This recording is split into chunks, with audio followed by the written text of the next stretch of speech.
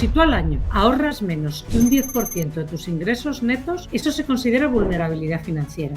¿Por qué? Porque significa que vas tan al límite, nada que se te estropee el coche en un mal momento, lo que sea, no llegas. ¿Hay formas seguras, ya no te digo de hacerte rico, pero de vivir muy bien y de multiplicar tu dinero? Sí, pero llevan tiempo. Y si no quieres emplear el tiempo, entonces tienes que arriesgar. Y cuando arriesgas, tienes que tener tolerancia al riesgo y tienes que saber que una de cada X veces no sale bien. Si lo que quieres es comprarte una casa, pero no sabes exactamente cuándo vas a encontrar la casa que quieres y tal, pues un depósito a plazo fijo tampoco es la mejor opción. Y a lo mejor ahí, si necesitas tener la liquidez, por un lado, decir, oye, es que el día que encuentre la casa necesito este dinero, tampoco sé cuánto me va a llevar, pues cosas más líquidas como pueden ser mejor. ¿Crees que los planes de pensiones es un buen instrumento para nuestra jubilación? Tiene una fiscalidad particular que si la utilizas mal te puede salir carísimo. Si tú haces un mal rescate mal planteado, te puedes comer ese 2,7 acumulado de rentabilidad anual y una torta. La única forma de que te compense, y entonces si compensa, es si...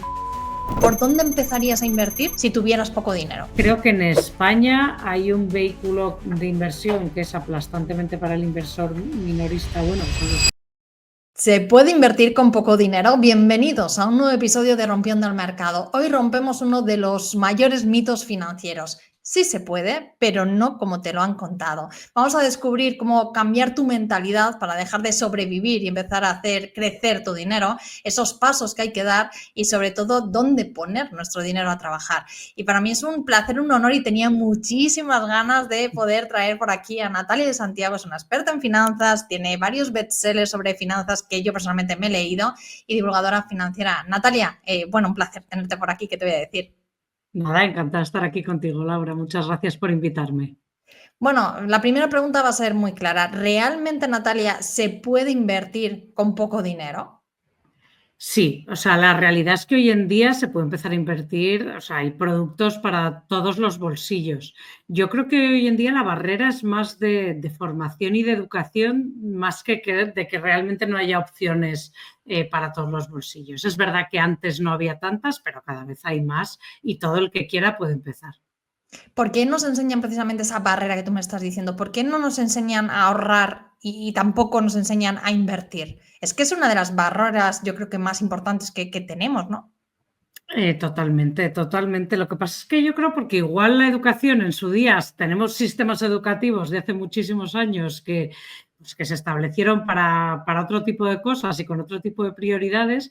Y luego es verdad que la situación ha cambiado un poco en los últimos años, que cada vez hay que ser más proactivo con las finanzas propias. O sea, yo creo que generaciones anteriores, pues cuando tú trabajabas 40 años en la misma empresa, que además a lo mejor esa empresa incluso, pues eso, tenía formas de ahorro, no sé qué y tal por ti. Y luego tu esperanza de vida al jubilarte era muy corta. Y además, entonces creo que antes, y luego encima la vivienda subía tantísimo que era una buena inversión para todo el mundo. Entonces yo creo que antes no había tanta necesidad. Pero es que la vida ha cambiado mucho, entonces ahora hay mucha necesidad y claro, los planes de estudio se actualizan muchísimo más lento que la vida, realmente. O sea, pues van retrasados. O sea, que tenemos que hacer los deberes por nuestro lado, ¿no? Pues no nos queda otra, o sea, tienes o la de aprender a palos, ¿no? De cuando, pues según te van pasando las cosas, o buscarte las castañas en otro sitio, la verdad.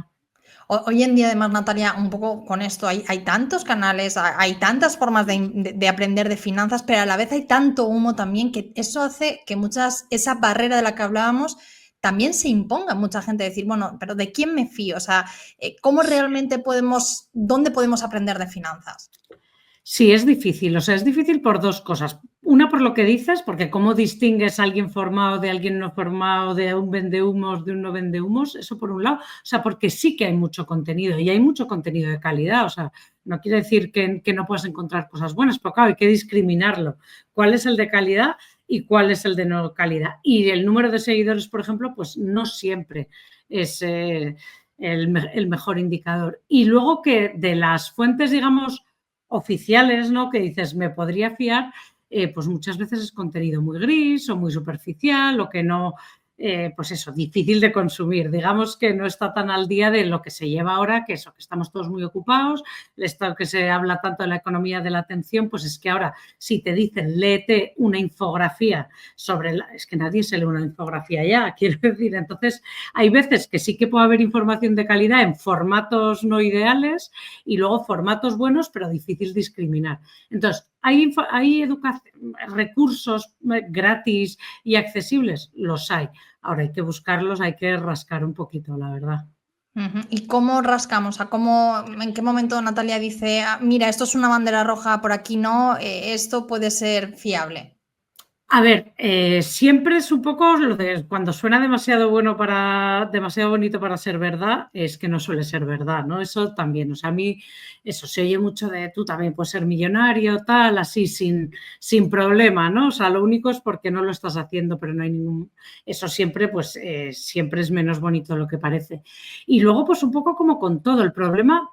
porque, digamos, yo siempre digo que la divulgación o la educación financiera va un poco por detrás de la divulgación o la educación en salud. ¿Qué pasa? Que en salud es más fácil ver quién es médico o quién es farmacéutico o quién tiene como el título que le faculta para hablar de estas cosas, y en finanzas es que no hay...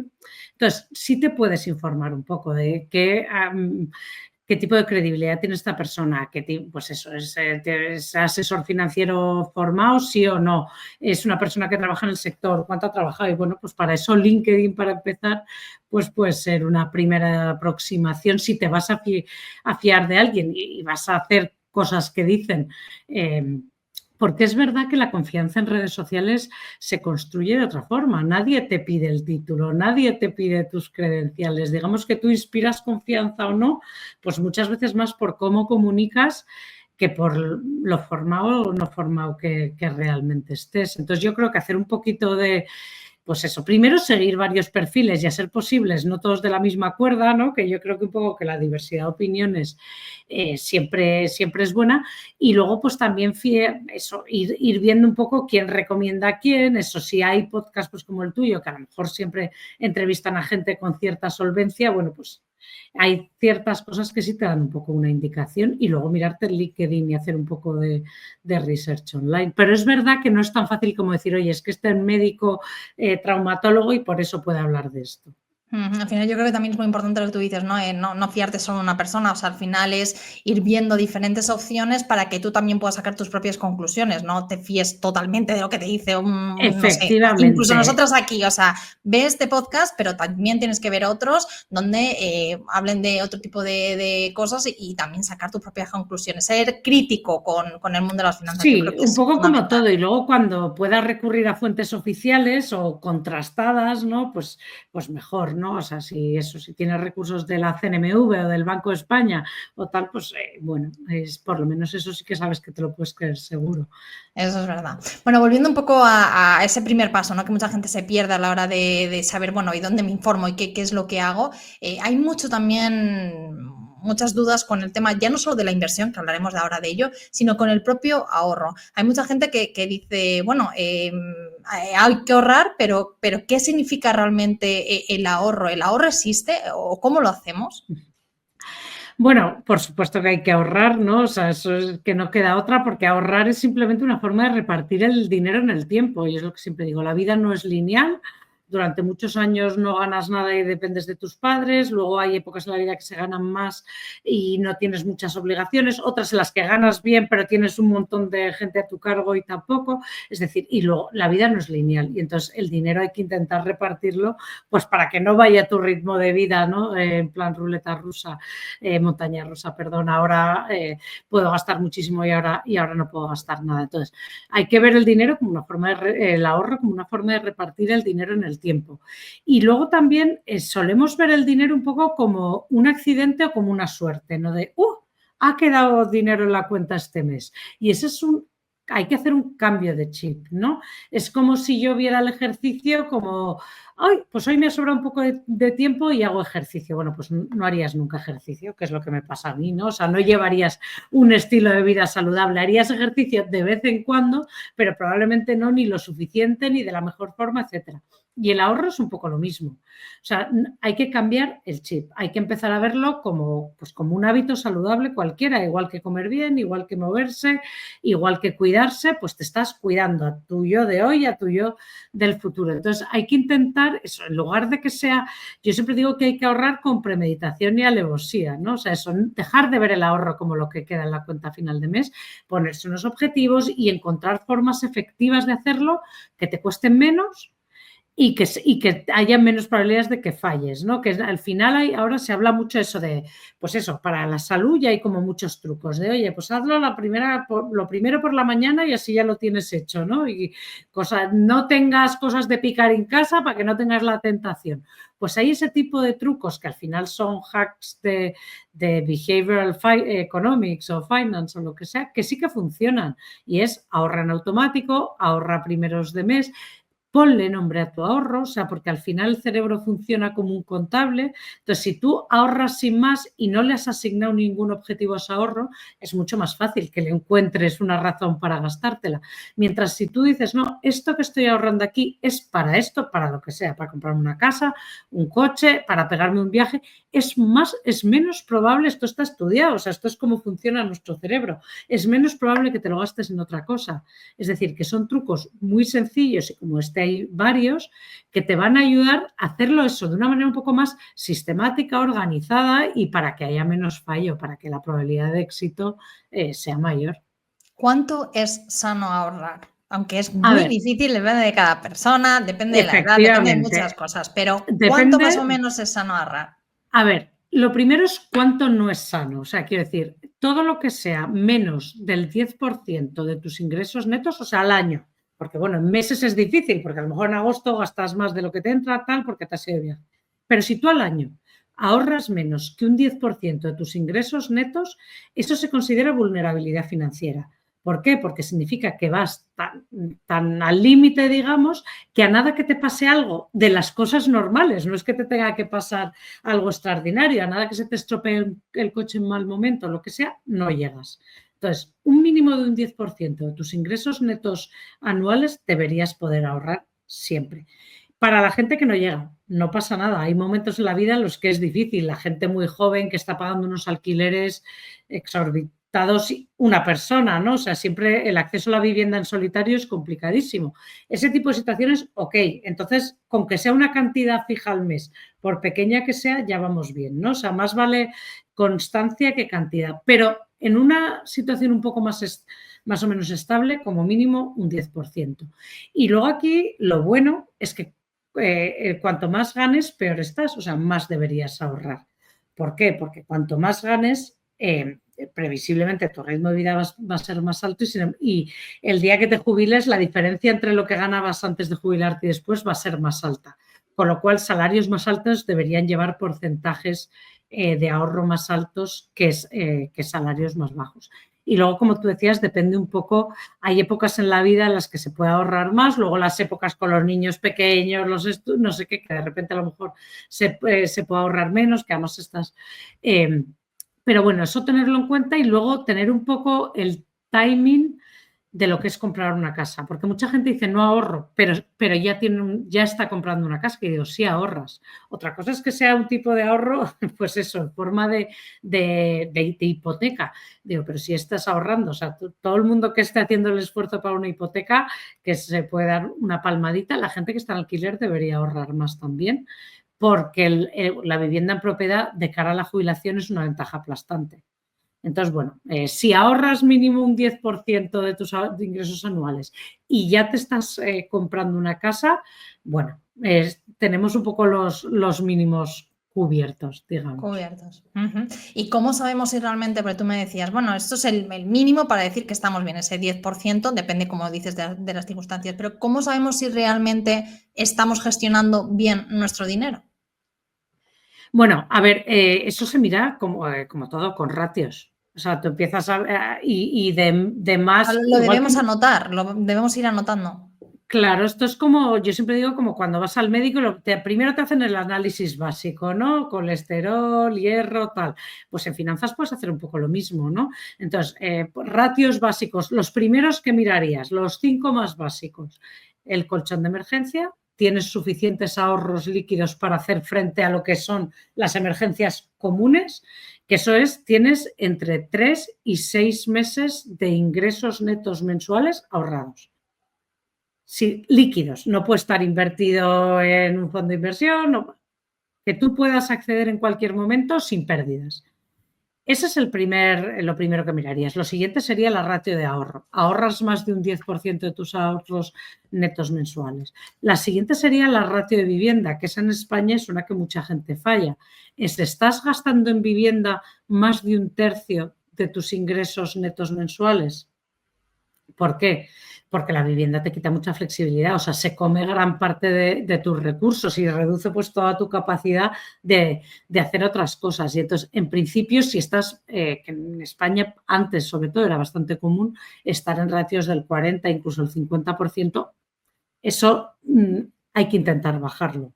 Hay que intentar estar alrededor de un tercio. De hecho, hay países en los que esto es por ley, como en Francia, por ejemplo. ¿Ah, sí?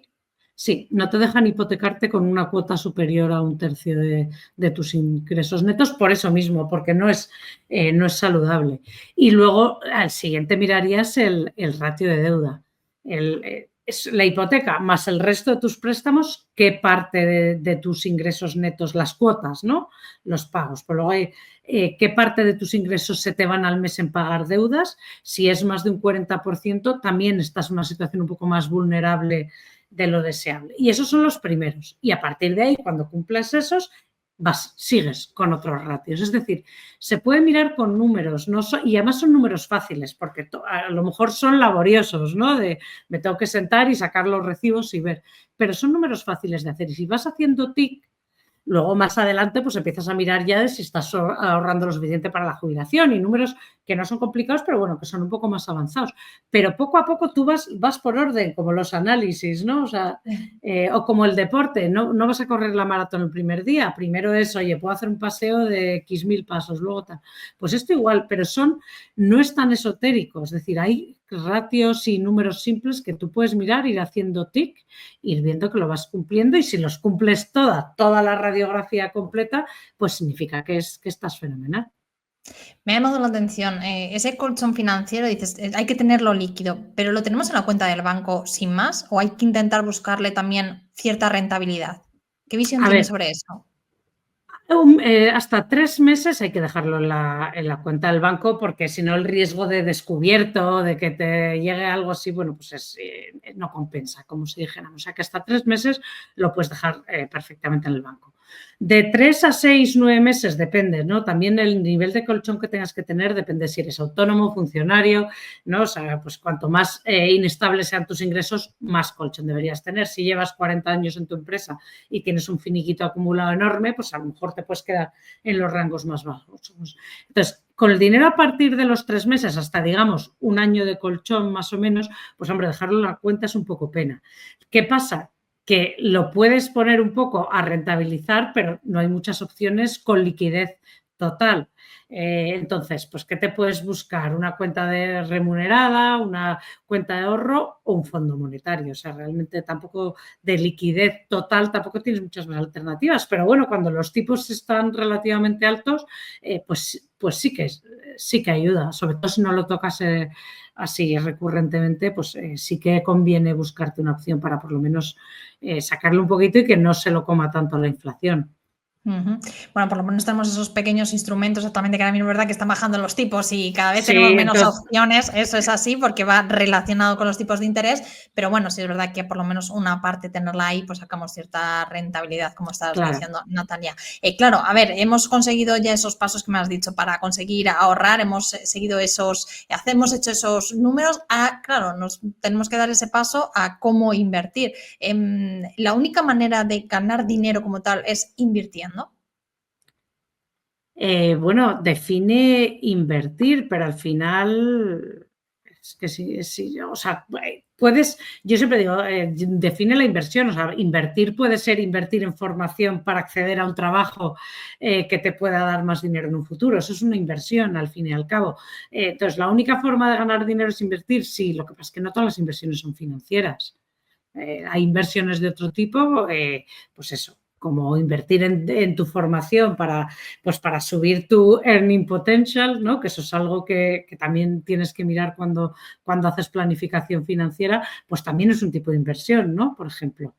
Pero bueno, al final, cuando ya has cubierto eso, ya estás, digamos, en una carrera profesional que dices, aquí no hay mucho más bacalao que cortar, ¿no? Y ya tienes el resto, pues al final la inversión en todo el espectro tan amplio, eso, desde inmobiliario hasta cripto, pasando por todas las otras, pues son un poco las opciones que tienes, aparte de montar tu propio negocio también, que es una forma de carrera profesional, como quien dice. Ujú.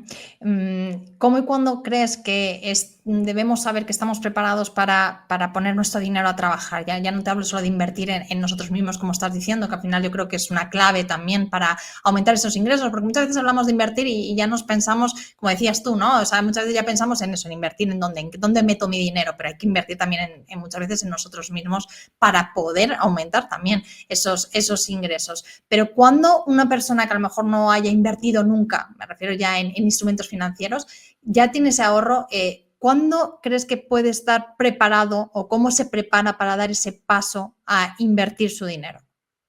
Bueno, a ver, lo primero es que preparados para invertir deberíamos estar cuanto antes mejor, en el sentido, sobre todo porque no hay que empezar de golpe. Parece que primero hay que ahorrar y luego invertir y muchas veces no, puedes ir haciendo aportaciones mensuales. O sea, el ahorro puede ser ir directamente redireccionado hacia una inversión, ¿no?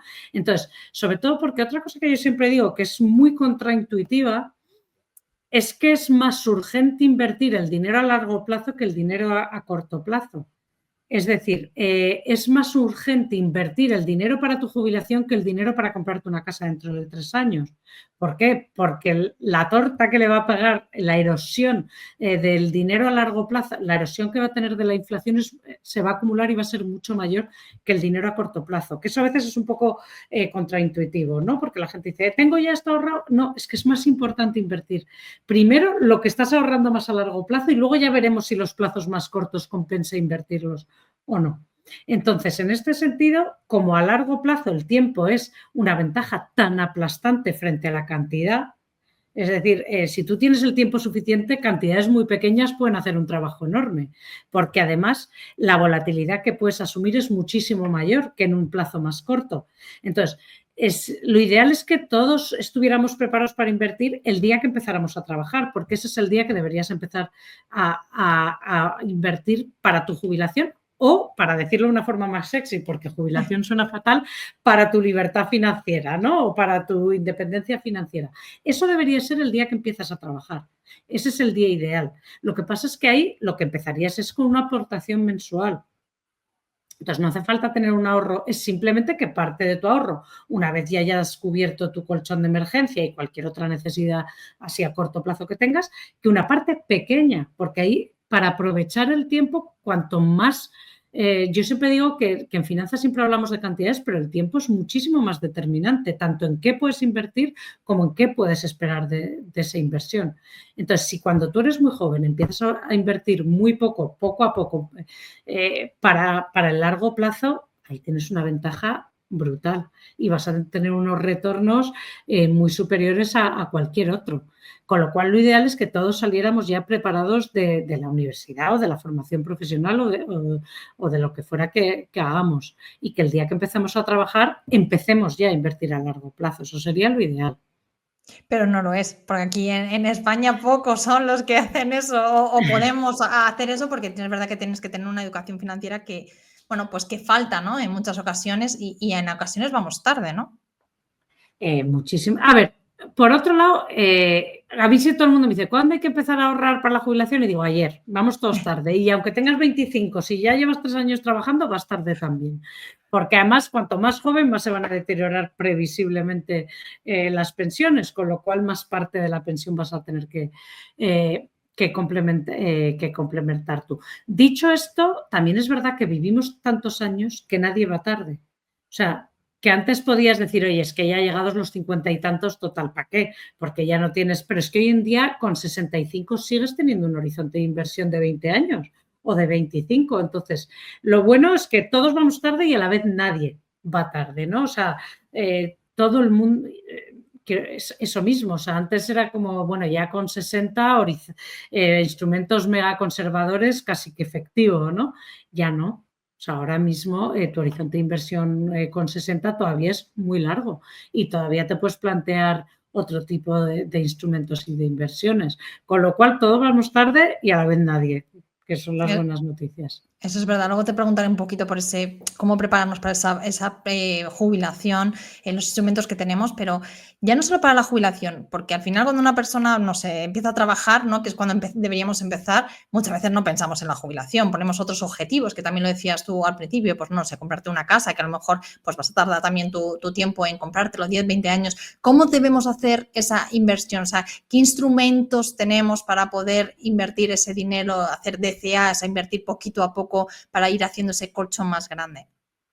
A ver, esto lo de siempre. El problema de los horizontes más cortos, es decir, si tú estás ahorrando para comprarte una casa de aquí a 10 años, fenomenal, porque todavía es un horizonte relativamente amplio y tienes un abanico más grande. Cuanto más reduzcas el horizonte, más pequeño es tu abanico de productos para invertir sin riesgo. O sea, si tú a ti con una proporción pequeña de tus ahorros quieres jugar más un poco especulativamente hablando, fenomenal, pero para cuando hablamos estoy ahorrando eso para una casa, para unos estudios, para un tal, cuanto más corto sea el plazo en el que vas a necesitar tu dinero, menos opciones tienes de bajo riesgo y más ligadas están al tipo de interés, ¿no? O sea, al final, pues eso, más de renta fija van a ser, más de depósitos a plazo, de productos estructurados, en fin. Cuanto más corto sea el plazo, si no quieres arriesgar, porque es una cantidad que no la estás utilizando un poco para jugar como quien dice, sino que el capital no lo quieres perder, pues bueno, el abanico se reduce, pero sigue habiendo opciones, pues esos fondos de inversión más conservadores con una proporción más alta de renta fija, o sea, cuanto más corto el abanico, el horizonte temporal, más conservador va a tener que ser, más ligado al tipo de interés va a tener que estar y cuanto más bajos estén los tipos, menos te van a dar, o sea, eso es un poco, eso es difícil de solventar, ¿no? Pero por otro lado, bueno, pues como son cantidades que tampoco van a perder tanto valor por la inversión, ¿no? Por la inflación, perdón, no por la inversión, pues bueno, intentas compensar. Pero con dinero que vayas a necesitar, a no ser que tú te guardes una parte para decir, oye, y esta lo invierto a mayor riesgo, porque aquí lo que quiero es maximizar ganancias y puedo asumir pérdidas. Si son con objetivos concretos, al final vas a tener que optar si el plazo es corto, por cosas conservadoras que te van a dar poco, pero bueno, algo te dará. Por ejemplo, dentro de esto están los depósitos. Es verdad que aquí en España somos mucho de inmuebles y de depósitos. Sí, Es como algo sí. que lo tenemos marcado todos. Sí. ¿Tú crees que es una buena opción optar hoy en día? Pues no sé, hay depósitos del 1 o 2%. ¿O crees que hoy en día hay otras opciones donde podríamos meter ese dinero? A ver, el depósito tiene la ventaja que a todo el mundo le da mucha paz porque hasta 100.000 euros está cubierto por el Fondo de Garantía de Depósitos, sabes exactamente lo que vas a ganar, etcétera. Y luego tienen la desventaja de que no son líquidos en medio. O sea, normalmente si rescatas a veces tienes penalización o pierdes la rentabilidad que te iban a dar. Entonces, realmente un depósito está bien si coincide con el plazo para lo que tú tienes ese dinero. Es decir, si dices, oye, es que yo sé que voy a hacer un máster dentro de un año, encuentro un buen depósito porque en este momento los tipos tal, a un año me coincide más o menos el plazo y luego en un año sé para qué voy a utilizar ese dinero. Bueno, pues puede ser una buena opción. ¿Qué pasa? Que si, por ejemplo, muchas veces pasa, si lo que quieres es comprarte una casa, pero no sabes exactamente cuándo vas a encontrar la casa que quieres y tal, pues un depósito a plazo fijo tampoco es la mejor opción. Y a lo mejor ahí, si necesitas tener la liquidez, por un lado, decir, oye, es que el día que encuentre la casa necesito este dinero, tampoco sé cuánto me va a llevar, pues cosas más líquidas como un fondo monetario pueden ser mejor, ¿no? Porque te permiten rescatar en el momento sin haber perdido lo que le hayas ganado ya, ¿no? O sea, depende un poco de eso. Lo que pasa es que mucha gente utiliza los depósitos para el ahorro más a largo plazo. Sí. Y ahí, para empezar, es rollo, porque cada vez que te caduca el depósito, te tienes que buscar otro, tienes que volver a reinvertirlo, no sé qué, o sea, no es, y sobre todo, estás renunciando a rentabilidad y a más oportunidad, porque no es lo ideal. Si no es, o sea, lo ideal es que el plazo del depósito esté alineado al uso que tú le vas a dar a ese dinero. Si tú son los ahorros de toda tu vida para los estudios de los niños y los tienes en un depósito, pues para empezar es un poco rollo, porque te exige estar siempre pendiente, oye, me caduca, no me caduca, no sé qué, tal, y luego es una pérdida de oportunidad significativa, claro. ¿Y dónde podemos buscar esas oportunidades a largo plazo entonces? A ver, pues a largo plazo lo que hay que entender es que, porque la gente no distingue bien los dos tipos de riesgos fundamentales de una inversión. Uno es el riesgo de pérdida irrecuperable, que puede ser total o parcial, es decir, el riesgo de que la inversión que tú hagas, por lo que sea, salga mal, ¿no? O sea, pues si inviertes en una acción de una empresa, que esa empresa quiebre o se devalúe de una forma, por una razón de la empresa misma, que no se vaya a recuperar nunca, pues por lo que sea, porque ahora llega la inteligencia artificial y tu modelo se ha quedado completamente obsoleto. Ese es un tipo de riesgo. Y luego están los riesgos de mercado, los de que el precio de la inversión que sea sube y baje, no por problemas de la inversión en concreto, sino por problemas coyunturales. ¿Qué pasa? Que este riesgo, o sea, el riesgo de pérdida permanente se cura diversificando. En lugar de hacer una apuesta, hago varias para que si una va mal, pues las otras me compensen. Es no poniendo todos los huevos en la misma cesta. Pero los riesgos de mercado, que suelen responder a coyunturas, pues a que eso, ahora hay guerra en Ucrania, bla, bla, bajan los mercados. Ahora Trump dice no sé qué, suben, bajan, tal. Esa que se suele medir, se suele asociar a la volatilidad, eso se pasan con el tiempo y se neutralizan con el tiempo. Entonces, hay que distinguir muy bien el riesgo de pérdida permanente cuando es un dinero que es importante para ti, hay que intentar evitarlo, ¿no? O sea, puedes asumirlo con cantidades pequeñas y tal, pero para cosas que tú necesites ese dinero para tu futuro, para tal, hay que evitarlo. Y eso diversificando. Pero es que si tú vas a largo plazo, tú puedes asumir volatilidad porque son coyunturales y se pasan con el tiempo, con lo cual cuando tú tienes tiempo, yo siempre digo, es como si tú ves una gráfica de pues, un índice bursátil y la ves en zoom y ves y luego haces zoom hacia afuera y ves que eso que te parecía una montaña rusa se diluye y lo que te queda es la tendencia creciente del mercado. Entonces, distinguiendo esos dos riesgos, cuando tú vas a largo plazo, tú te puedes permitir volatilidad.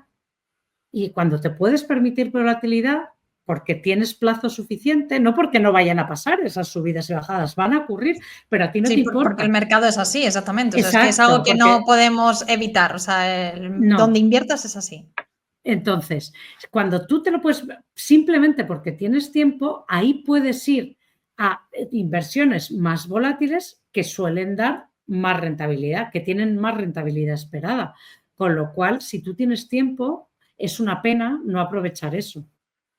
Vale, como por ejemplo, para dar pistas a personas que nos vean y dicen, vale, pero ¿cuáles son esas inversiones que, vale, sí, tienen más volatilidad, pero también puede que tenga también más rentabilidad a largo plazo? Pues, por ejemplo, la bolsa. O sea, las que no tienen volatilidad son las que están más unidas al tipo de interés normalmente, ¿no? Bueno, que también varían porque los tipos de interés suben y bajan, pero el valor de tu inversión varía mucho menos, ¿no?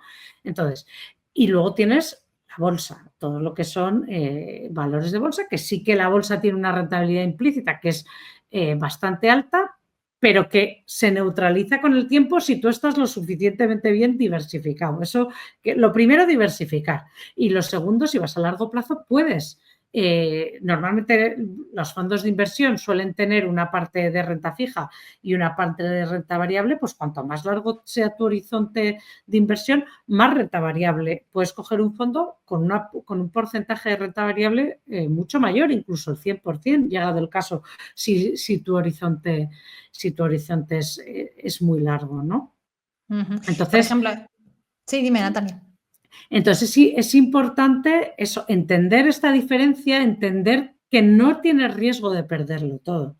Es decir, si tú estás en un fondo de bolsas lo suficientemente diversificado, pues a no ser que haya un holocausto nuclear, que esperemos que entonces el menor de tus problemas serían tus inversiones, no vas a perderlo todo. Puedes sufrir subidas y bajadas a lo largo de la vida de tu inversión altas, pero no es un riesgo de pérdida permanente.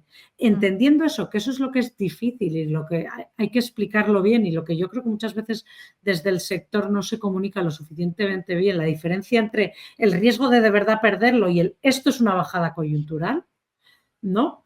Entendiendo eso, pues puedes ir a fondos de inversión cuando tienes un horizonte alto, pues casi de eso, el 90% bolsa al 100%, y bueno, la historia te dice que las rentabilidades acumuladas pueden ser muy interesantes. Y también dentro de esos fondos de inversión incluyes, por ejemplo, la gestión pasiva, que está tan de moda Claro, últimamente. A ver, es que realmente cuando hablamos de plazos muy largos, la gestión pasiva es más eficiente que la activa de media, ¿no? O sea, tú puedes encontrar algún que otro fondo de gestión activa que haya superado, pero cuanto más largo es el plazo, menos encuentras.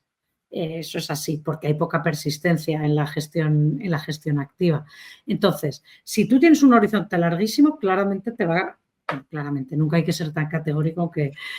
no, porque con las inversiones nunca se sabe, pero se te ha entendido. Pero estadísticamente la gestión activa pasiva suele ser más eficiente, porque las comisiones son más bajas y las comisiones más altas a largo plazo también van acumulándose, como todo. Entonces, la gestión pasiva, si tú tienes un horizonte de 20 años, suele ser, primero, más eficiente estadísticamente en los retornos y luego tiene la ventaja de que es más fácil de entender.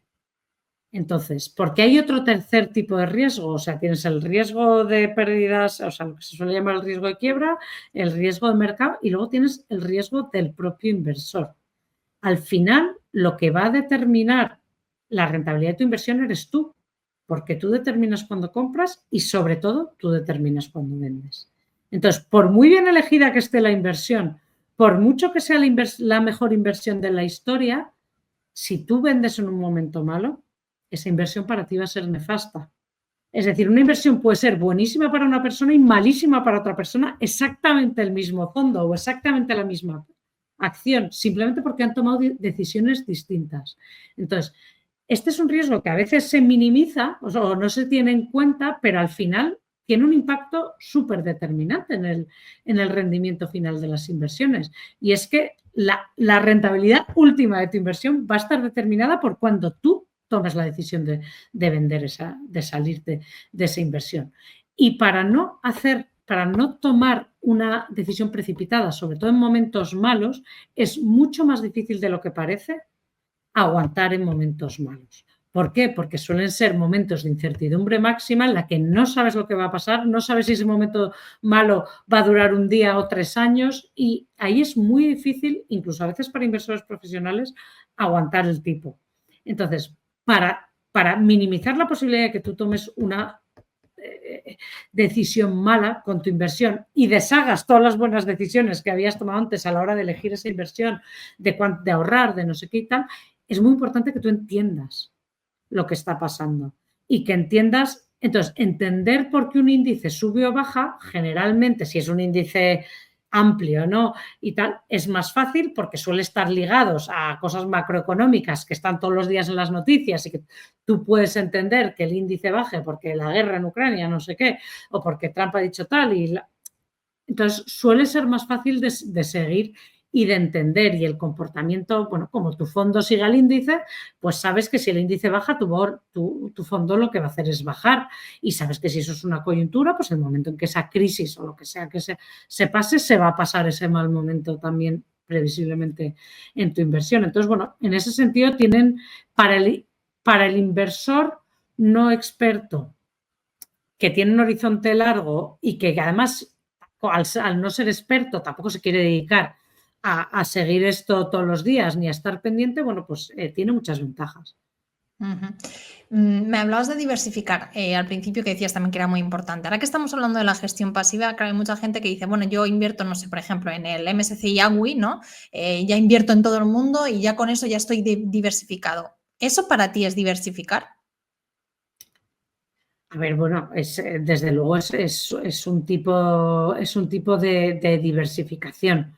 A ver, yo para olvidarme del todo, creo que tener un poco de renta fija, aunque sea en una cartera indexada, nunca está mal, simplemente porque en porcentajes pequeños hay beneficios, o sea, estadísticamente hay beneficios sin pérdida de rentabilidad, con lo cual, o sea, reducción de riesgos sin pérdida de rentabilidad, con lo cual, aunque tú quieras casi que 100% acciones, tener un porcentaje pequeño de bonos siempre ayuda.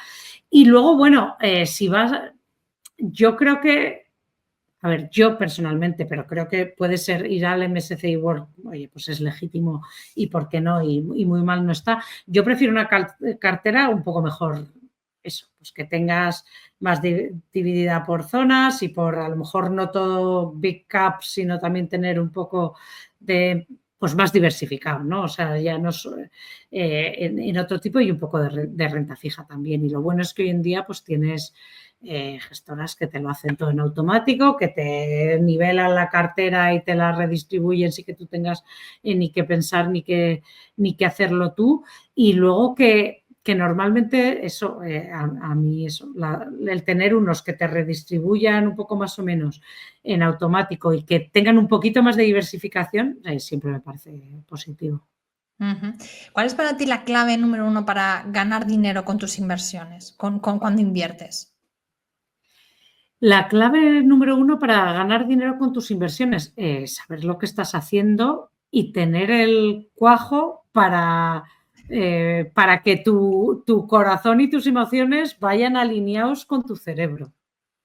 O sea, quiero decir, hay que haber vivido un par de bajadas y un par de caídos estando bien invertido y haberlas aguantado para saber un poco lo que es. Entonces yo creo que cuanto más alineado esté tu conocimiento, pero tu conocimiento le tienen que seguir también eso, tú, que bueno, normalmente cuando sube tu conocimiento, sube tu paz también, pero siempre hay momentos, entonces la gente que tiene un buen control emocional en los momentos malos, tanto en los malos como en los muy calientes, ¿no? Porque hay veces, o sea, eso, cuando... Te dejas llevar por el FOMO muchas veces.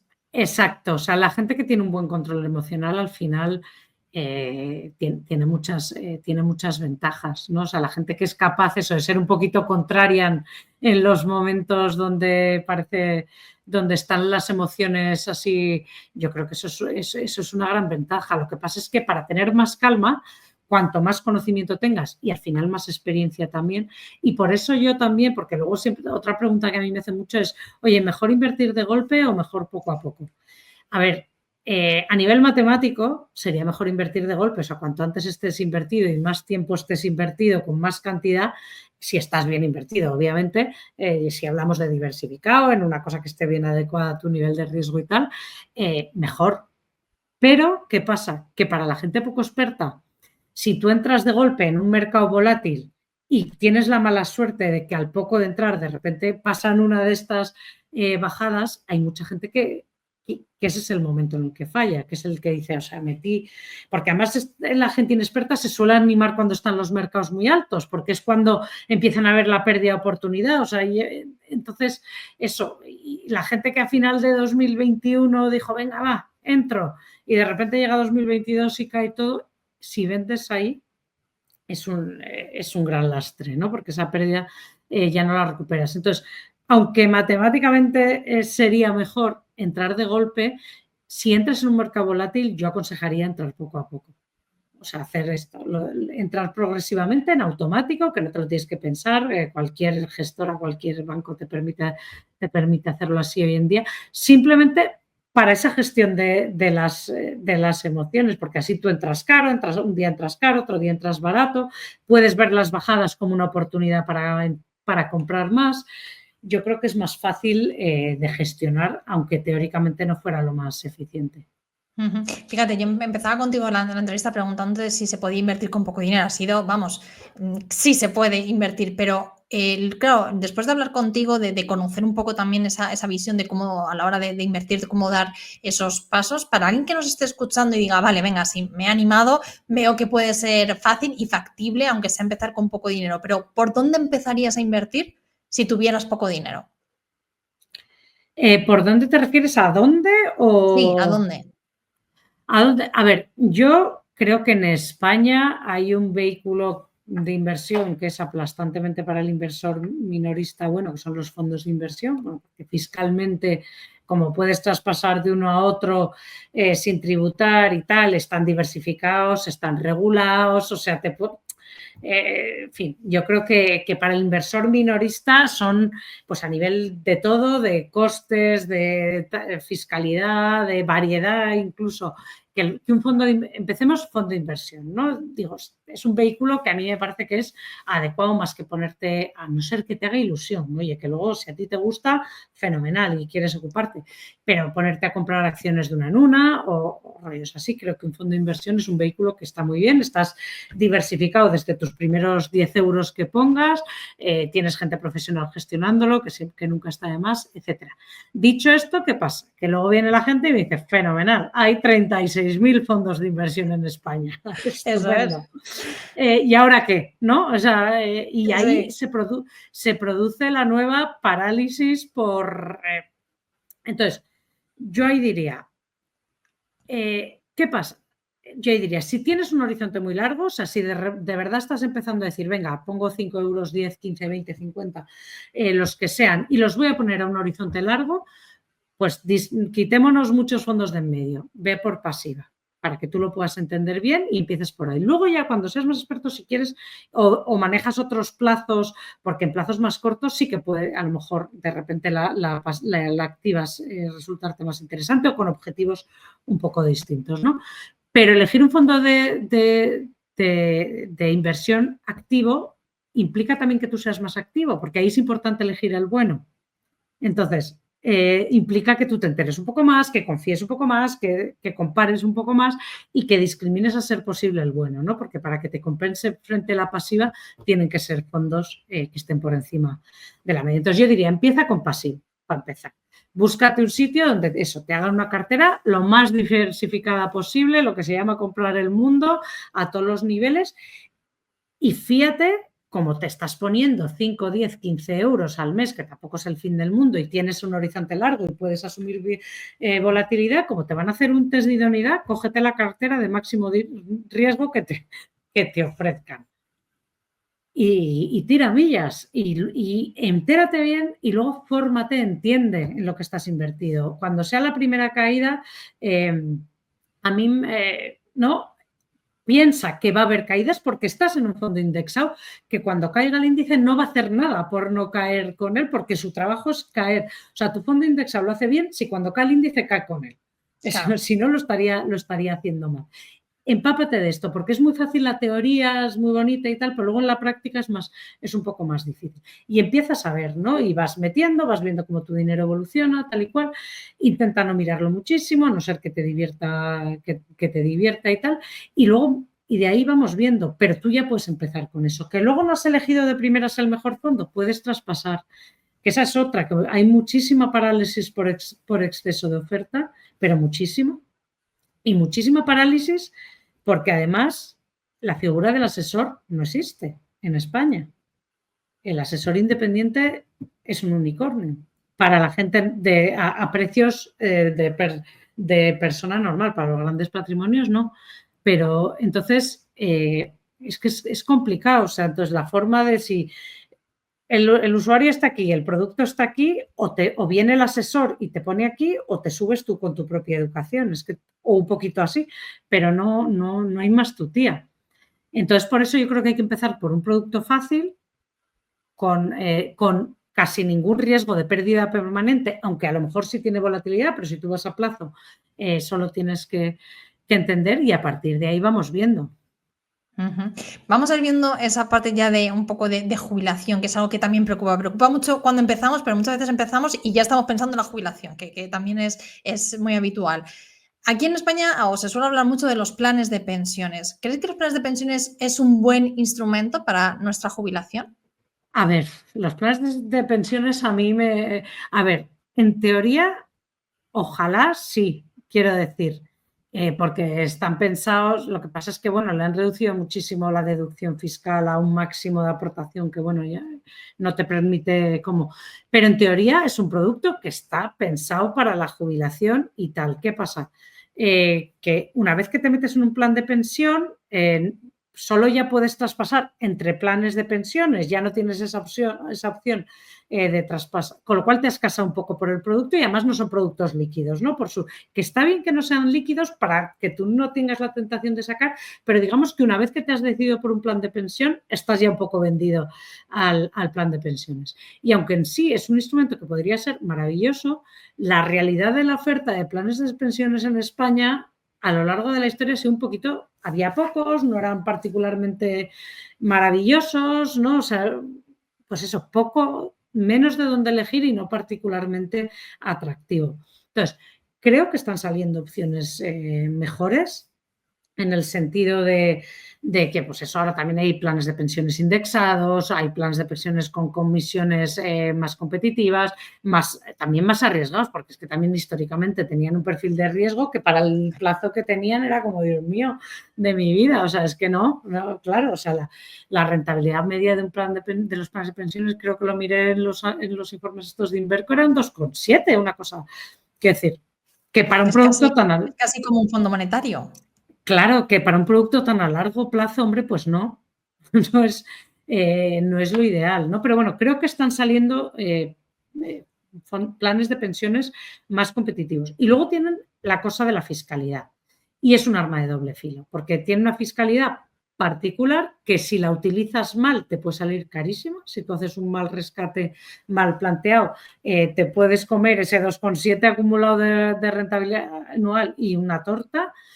Tiene una rentabilidad particular, y tal y como está ahora mismo planeado esto, realmente para que te compense frente a un fondo de inversión, ¿vale? Porque digamos que teóricamente a nivel de inversiones podrían ser exactamente lo mismo. O sea, no tienen por qué ser distintos. O sea, que digamos, frente a un fondo de inversión equivalente, la única forma de que te compense, y entonces sí compensa, es si tú utilizas el ahorro fiscal para ahorrar más, invertir más.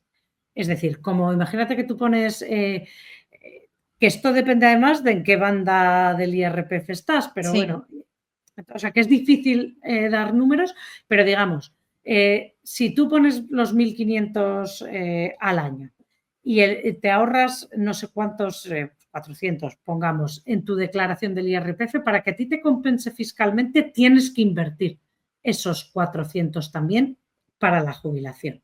Todos los años.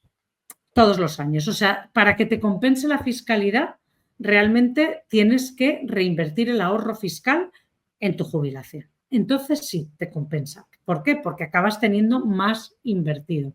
Si no utilizas eso, probablemente te líes menos teniendo un fondo de inversión, que no tienes esa deducción en el momento de la aportación, pero luego tiene una fiscalidad que a la hora del rescate es un poco más sencilla, porque los fondos de los planes de pensiones, la rentabilidad tributa como rendimientos del trabajo.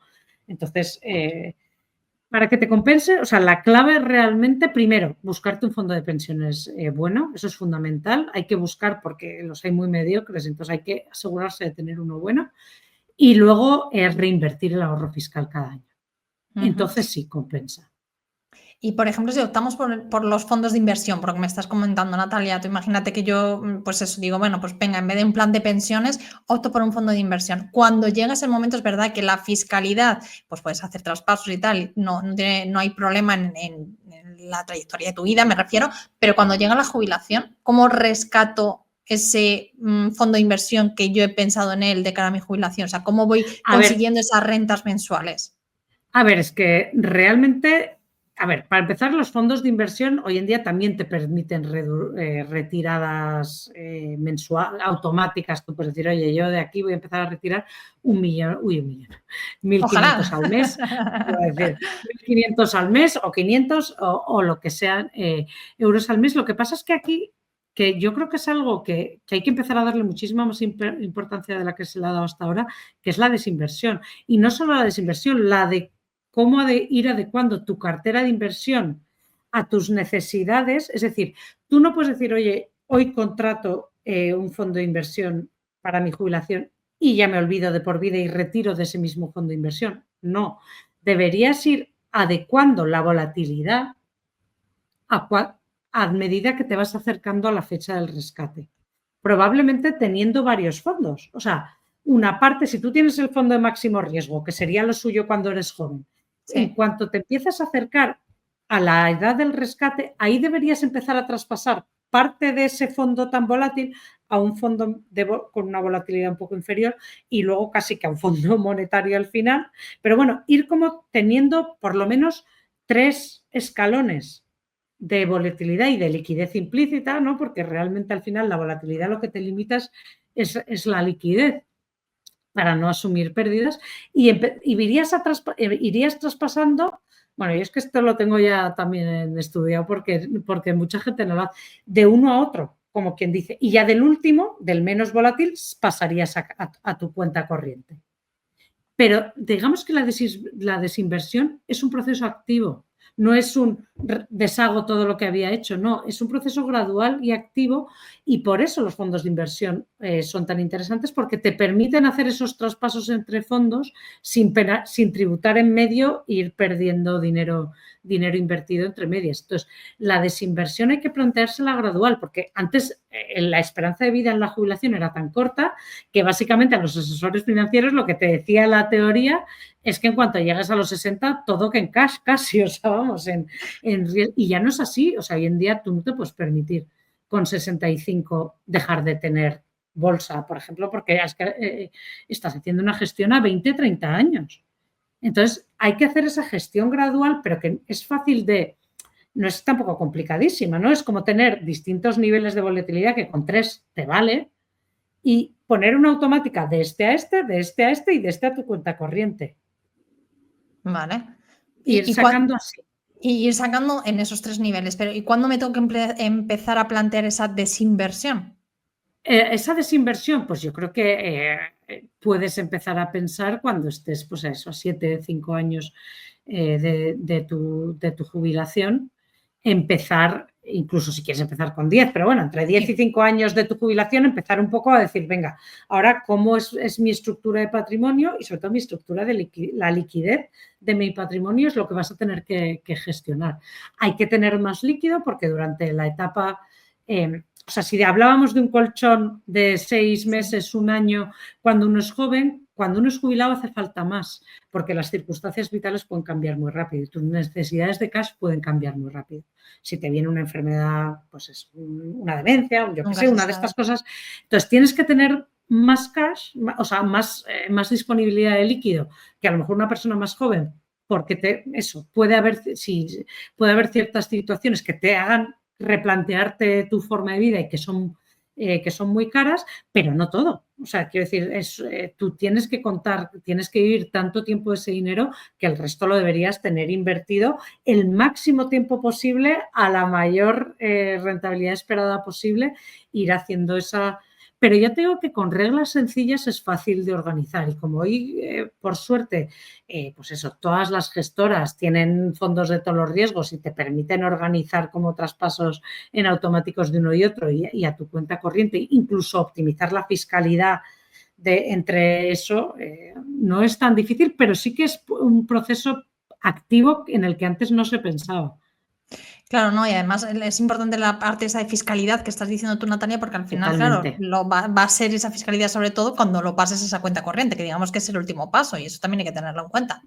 Claro, ahí tienes o sea, en el momento que tú hablas ya de la jubilación, la fiscalidad la liquidez y la fiscalidad, ya la rentabilidad pasa un poco más a un segundo plano y la liquidez y la fiscalidad se vuelven fundamentales. Ujú. Bueno, hemos hecho un poco un paso, ¿no? Desde esos primeros pasos a la hora de ahorrar, de invertir, de mirar a largo plazo, a corto, incluso de la jubilación. Quiero hablar un poquito también de tu faceta como divulgadora financiera.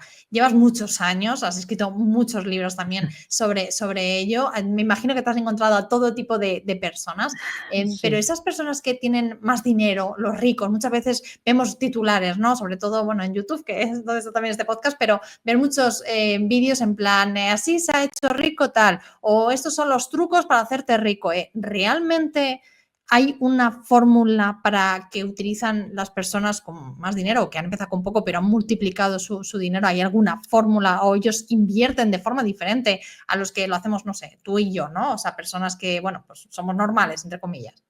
A ver, para hacerte rico tienes dos formas, despacito y con buena letra, y eso te va a llevar tiempo, ¿no? O sea, quiero decir, eso es un recorrido de tiempo y, bueno, también el nivel de rico que puedes alcanzar, bueno, pues va a estar limitado o asumiendo riesgo. O sea, yo creo que lo que no entendemos muchas veces es la enorme tolerancia al riesgo que tienen muchas de las personas que han ganado mucho dinero rápido. Primero, que nunca es tan rápido como parece. Incluso la gente joven, o sea, cuando tú dices que esta persona ha ganado tanto dinero tan pronto, si tú le miras las horas acumuladas, que esa persona, es como Mozart fue un genio súper precoz, sí fue muy precoz, pero las horas que llevaba de música a sus espaldas muy joven triplicaban a las de gente de 40 años, quiero decir. Incluso la gente precoz suele tener un recorrido mucho más largo de lo que pensamos de expertise y de todo por detrás, que muchas veces se infravalora. ¿No? Eso por un lado, todo lleva mucho más trabajo y esfuerzo de lo que pensamos. Y luego, los grandes upsides, las grandes, siempre, siempre la rentabilidad es una recompensa al riesgo y eso no lo cambia nadie. Entonces, es gente con una tolerancia al riesgo brutal y tú te lees, eso yo qué sé, la biografía de Elon Musk y ves los riesgos regulatorios, tributarios que corrieron con PayPal al principio, que es que todo lo que hacían era ilegal, básicamente, ¿no? Y es una tolerancia al riesgo pues que no todo el mundo tiene. Entonces, como ellos la tienen, lo hacen, lo arriesgan y se lo llevan, obviamente están muy recompensados por ello. Entonces, ¿hay formas seguras, ya no te digo de hacerte rico, pero de vivir muy bien y de multiplicar tu dinero? Sí, pero llevan tiempo. Y si no quieres emplear el tiempo, entonces tienes que arriesgar. Y cuando arriesgas, tienes que tener tolerancia al riesgo y tienes que saber que una de cada X veces no sale bien. Entonces, yo creo que otro... y que eso, tolerancia al riesgo y no solo tolerancia al riesgo, muchísima sabiduría. O sea, quiero decir, un expertise, tanto el que es puramente inversor, por lo que sea, ha tenido un insight que el resto del mundo no ha tenido y ha hecho una inversión que iba muy, ¿no? Que eso requiere una sabiduría concreta y luego no solo saberlo, sino más actuar en consecuencia y asumir el riesgo suficiente, o gente que hace mucho dinero pues montando negocios y tal, pero es gente que tiene mucha expertise, además de mucha tolerancia al riesgo. Entonces, pues eso yo creo que no hay forma de evitarlo. No, al final es eso, tienes que saber qué camino quieres llevar y qué riesgo también quieres asumir, porque no es Exacto, gratis. Ninguna de las dos formas ninguna. es gratis, sea la que elijas. Y dentro de esa parte divulgadora tuya tengo mucho interés también por saber por qué nos cuesta tanto a las mujeres dar ese paso a invertir, porque además me imagino que tú siendo mujer habrán acudido, porque me pasa a Sí, mí, sí. muchas mujeres preguntando, interesándose, pero ¿por qué nos cuesta tanto a las mujeres dar ese paso en el mundo de las finanzas? Bueno, tenemos, y esto está como estudiado y no sé a qué se debe, no sé si es social, cultural, biológico, o sea, no sé cuál es la razón subyacente, pero somos más aversas al riesgo.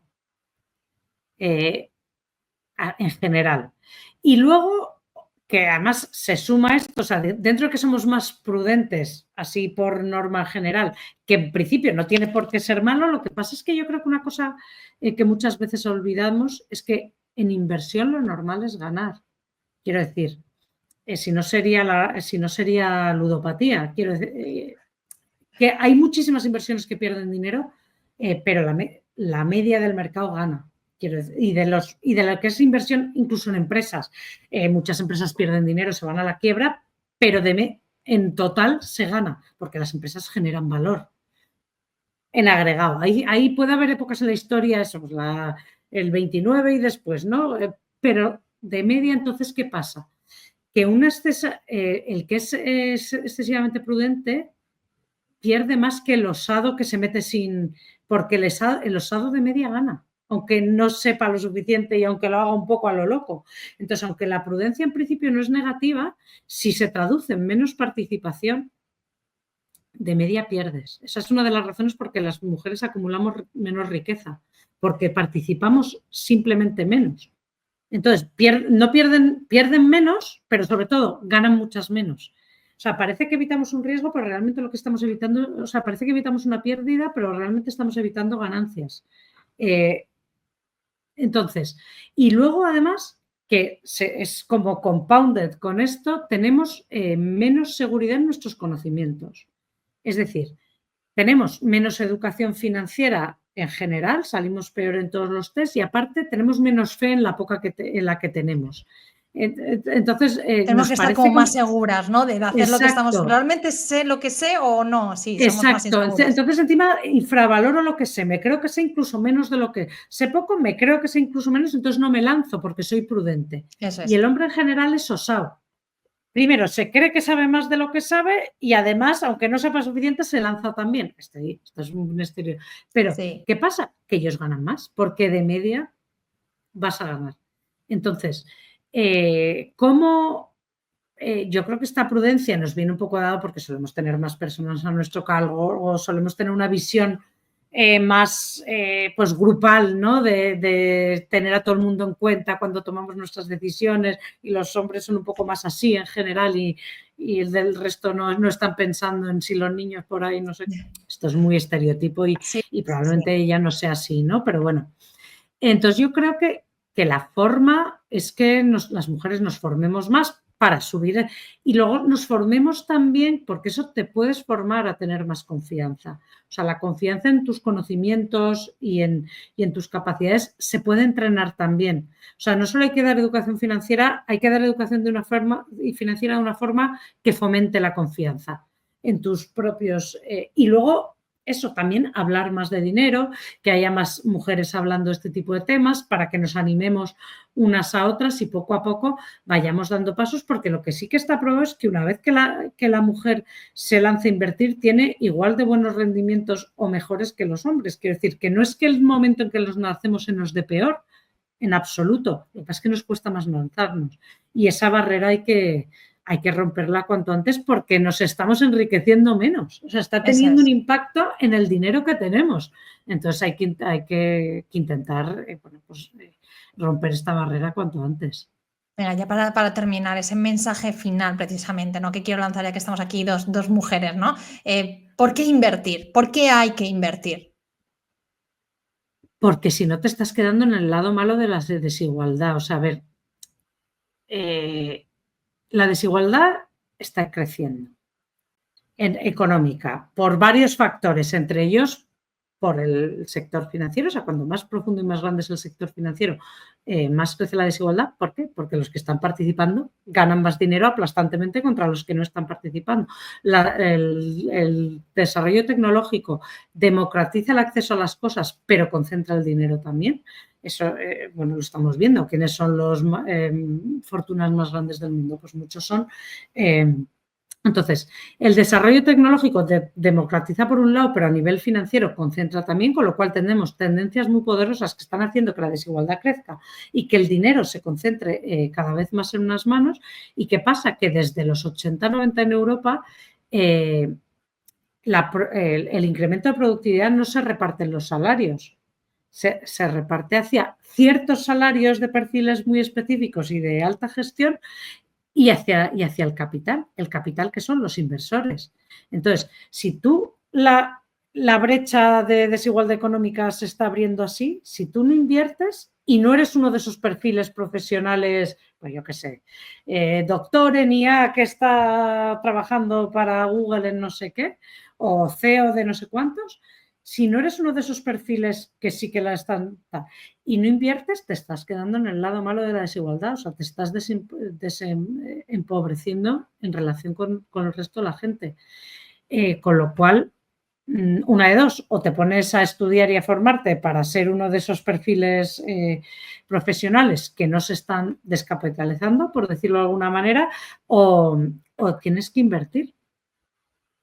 Bueno, vamos a quedar con ese último mensaje, Natalia de Santiago. Muchísimas gracias. De verdad, un honor y un placer escucharte y tenerte aquí en Rompiendo el Mercado. Da gusto porque al final creo que hablas muy claro y bueno, con este podcast sobre todo he querido intentar llegar a todo el mundo, ¿no? Para que cualquier persona se sienta identificado en algún momento y si estás ya pensando en la jubilación, saber qué hacer. Si estás empezando, también empezar y saber cómo hacerlo. Y si, oye, quieres asumir también un poquito más de riesgo, pues que también lo hagas, ya que cada uno vaya decidiendo. Así que, Natalia, muchísimas gracias. Nada, gracias a ti, un placer.